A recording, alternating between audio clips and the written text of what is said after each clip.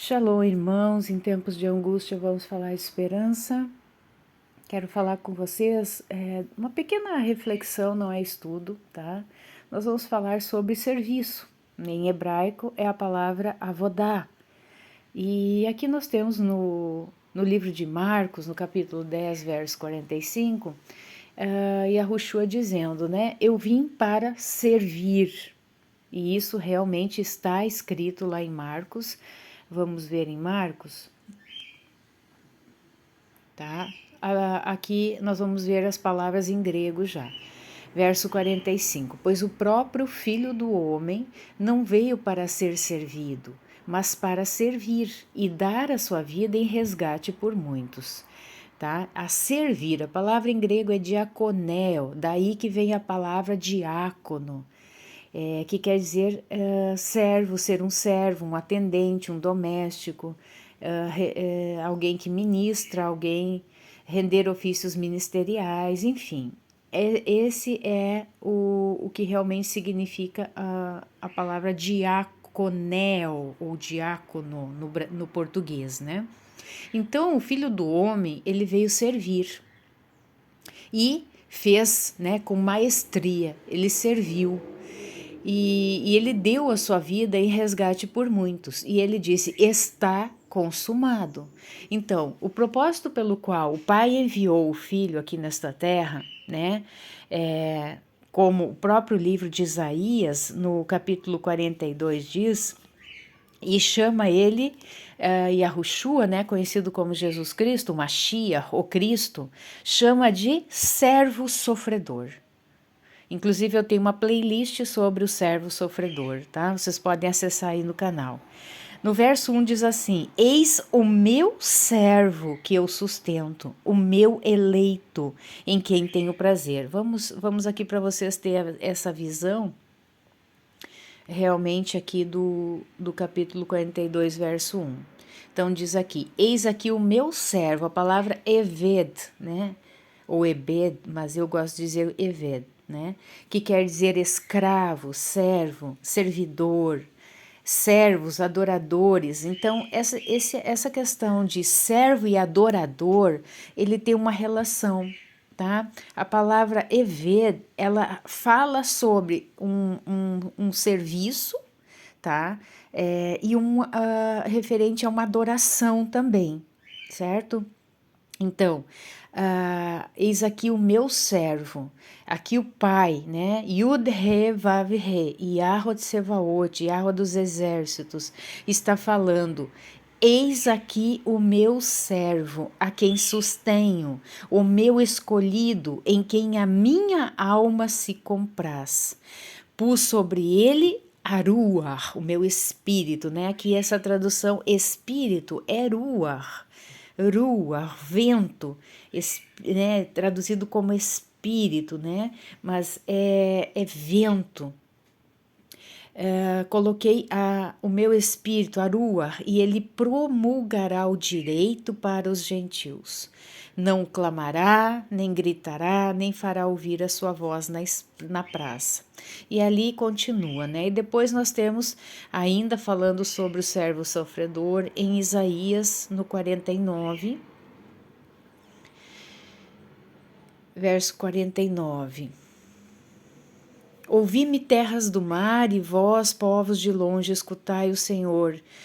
Escutai, o Senhor me chamou desde o meu nascimento, desde o ventre de minha mãe, fez menção do meu nome, fez a minha boca como uma espada aguda, na sombra da sua mão me escondeu, fez-me como uma flecha polida e me guardou na sua aljava e me disse: Tu és o meu servo, ó, e vê novamente, és Israel, por quem hei de ser glorificado.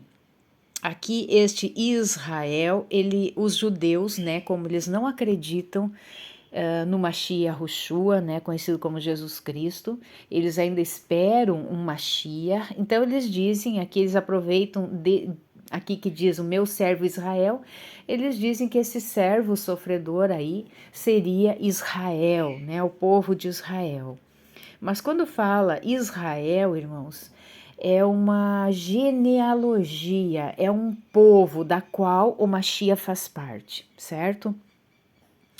Então, o servo sofredor, eis aqui, né? Então, o nosso Mashiach, que deu a sua vida em nosso favor. Ele fez isso por nós. E a palavra serviço, né? Ela tem vários versículos, né? Que a gente pode ver, que fala. Por exemplo, Êxodo 3,12 disse assim: E Deus disse, né, Yud He Vav He, certamente eu serei contigo, e isto te será por sinal de que eu te enviei. Quando houveres tirado este povo do Egito, servireis a Yahua neste monte. Então aqui, ó, a palavra servireis. Quem é que serve? Se não um servo, né? Então, servireis no sentido de serviço, né? E no sentido de adoração. Êxodo 8:1. Depois disse o Senhor a Moisés: Entra Faraó e dize-lhe: Assim diz o Senhor: Deixa ir o meu povo para que me sirva. Novamente a palavra em hebraico avodá. Números 8:11. E Arão moverá os levitas por oferta de movimento perante o Senhor pelos filhos de Israel, e serão para servirem no ministério do Senhor. Ali, por exemplo, os levitas, né? Eles foram separados dentre as tribos para servirem no ministério, né? Do Senhor, né? Das questões espirituais. Tá? Então, aqui realmente ele está falando de serviço, né, de trabalho, porque os levitas, eles não só ficavam adorando lá no tabernáculo, não, eles trabalhavam para o Senhor, né, nos sacrifícios, na questão das ofertas, tá? Então, realmente, eles tinham muito trabalho a ser feito, só que o trabalho e a adoração, eles estão em comunhão, porque no momento que eu estou servindo a Yud He Vav He, eu estou adorando, tá? Então é vinculada, não tem como desvincular essas palavras. Deuteronômio 10:12. Agora, pois, ó Israel, que é o que o Senhor teu Deus pede de ti, senão que temas o Senhor teu Deus, que andes em todos os seus caminhos e o ames. Não é o mês, né? O ame. E sirvas ao Senhor teu Deus com todo o teu coração, com toda a tua alma, né? E ali continua o versículo. E sirvas ao Senhor teu Deus, tá? Josué 24:15. Porém, se vos parece mal aos vossos olhos servir ao Senhor, escolhei hoje a quem servais.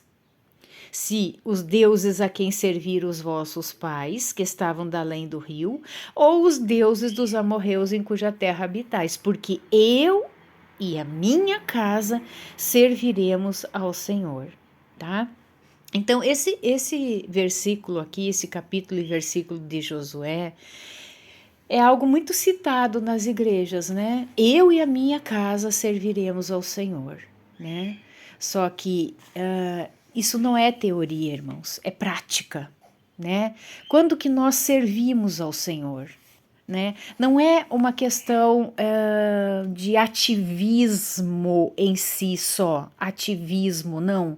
Eu sirvo ao Senhor em obediência, em lealdade, em fidelidade. Eu sirvo ao Senhor, tá? Então, a obediência é um serviço. Tá?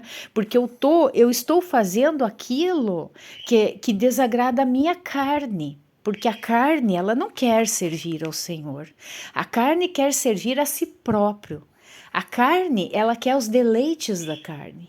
Então, quando eu estou mortificando a minha carne para me santificar, para obedecer, eu estou fazendo uma avodá, eu estou servindo ao Senhor, eu o estou adorando. Tá? Então isso é bem profundo. Agora a gente vai lá para o livro de Romanos, então. Vamos lá para o livro de Romanos.